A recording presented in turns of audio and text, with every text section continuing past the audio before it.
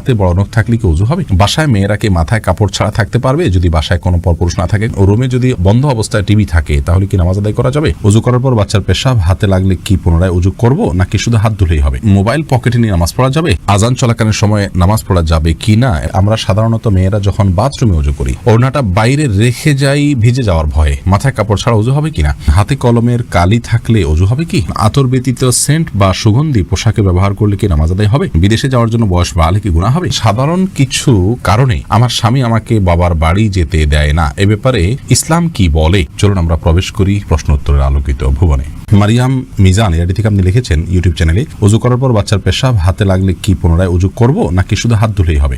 না, পুনরায় ওযু করার দরকার নেই। বাচ্চা পেশাব যদি হাতে লেগেছে আপনার ওযু অবস্থায়, তাহলে যে অংশে হাতে লেগেছে ওই অংশটা পানি দিয়ে ধুয়ে ফেললে চলবে। আজান চলাকালীন সময়ে নামাজ পড়া যাবে কি না? এমডি আলাউদ্দিন আপনি প্রশ্ন করেছেন। আজান চলাকালীন সময় সালাত পড়া যেতে পারে, আজান চলাকালীন সময় যে নামাজ পড়া যাবে না এমন কোনো কথা কোরআনে কোথাও বলা হয়নি। তবে হ্যাঁ, আপনি জানেন যে এখনই আজান শুরু হবে, তাহলে আজানের জবাব দেওয়া সুন্নাত, সেজন্য শেষ সুন্নাতটা পালন করে তারপর আপনি সালাত পড়বেন। আফরিন চৌধুরী মিম আপনি লিখেছেন, হাতে কলমের কালি থাকলে ওযু হবে কি? হবে, কারণ কলমের কালির কারণে হাতের আমাদের ত্বকের উপরে আলাদা কোনো স্তর পড়ে না। এমনি নাজমুল হক আপনি লিখেছেন, রুমে যদি বন্ধ অবস্থায় টিভি থাকে তাহলে কি নামাজ আদায় করা যাবে? রুমে বন্ধ অবস্থায় টিভি থাকলে সেই রুমে যদি আপনি নামাজ পড়েন তাহলে সালাত আপনার হয়ে যাবে। বিশেষ করে যদি টিভি বন্ধ থাকে তাহলে কোনো অসুবিধা নামাজ হয়ে যাবে, আর যদি টিভি চালু থাকে তাহলে সেক্ষেত্রে মনোযোগ নষ্ট হবে, জন্য অন্য কোথাও সালাত আদায় করা উচিত।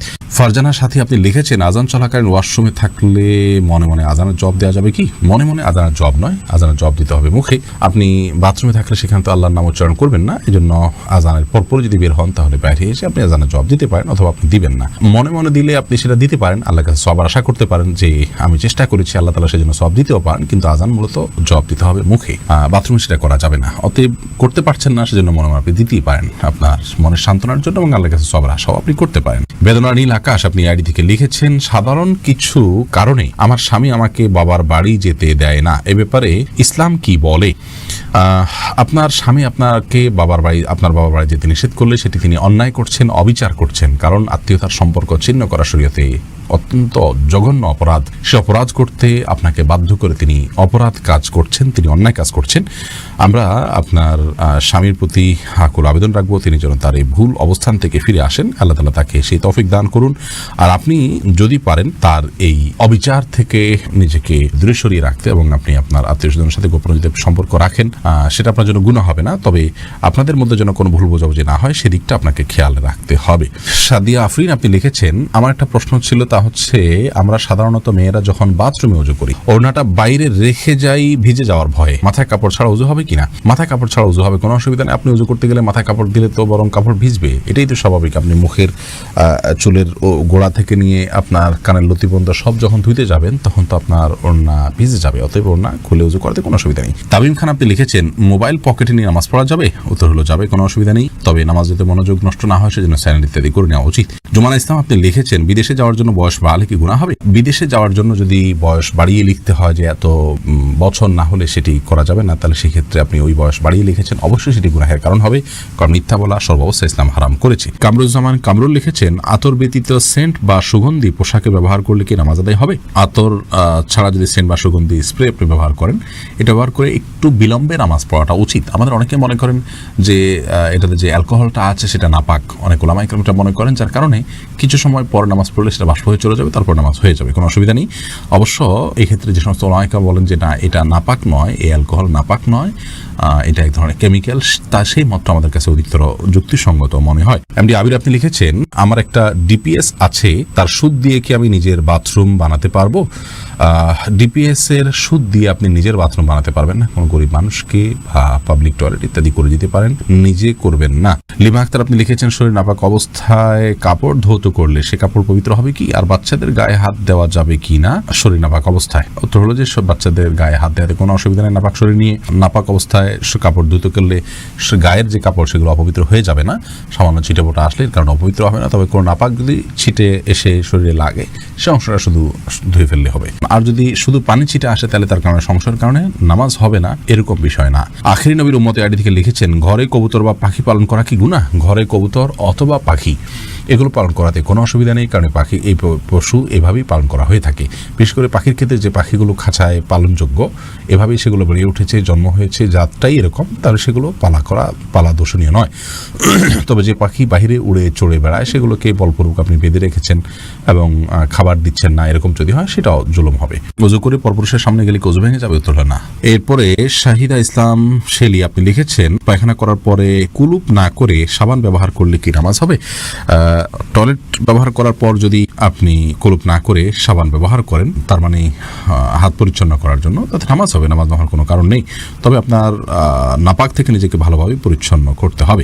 কুয়াশা ভেজা শহরে আইডি থেকে আপনি লিখেছেন, পশ্চিম দিকে পা দিয়ে শোয়া কি গুনাহ? কোনো হাদিসের সরাসরি নিষেধ নাই, কিন্তু আমাদের এই অঞ্চলে কারোর দিকে পাও দেওয়া, সম্মানজনক কোনো ব্যক্তির দিকে পাও যাটাকে অসম্মানজনক মনে করা হয়, সেজন্য আল্লাহর শেয়ার তথা কেবলার প্রতি শ্রদ্ধা রেখে যদি পা না দেওয়া হয় সেটা প্রশংসনীয়, কিন্তু কোন হাদিসে সরাসরি নিষেধ নেই কেবলার দিকে পা দেওয়ার ব্যাপারে। থুতু ফেলতে নিষেধ করা আছে।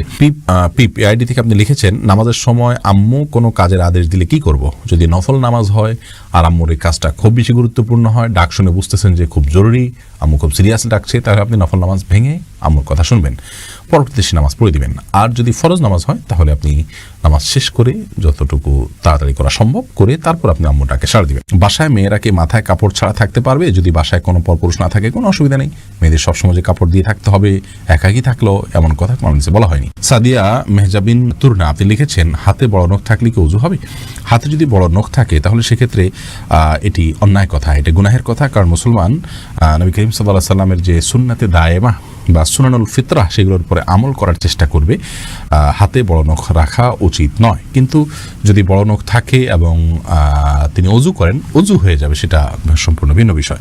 মুসলিম আমুন আপনি আইডি থেকে লিখেছেন, আমার স্বামী একজন মেরিনার, কাজের সূত্রে তাকে দেশের বাইরে জাহাজে থাকতে হয়। আমরা ভিডিও কলে কথা বলি, তবে সে একটু খোলামেলাভাবে দেখতে চায় এবং খোলামেলা ছবি চায়, তাকে এটা দেয়া বৈধ হবে কি না?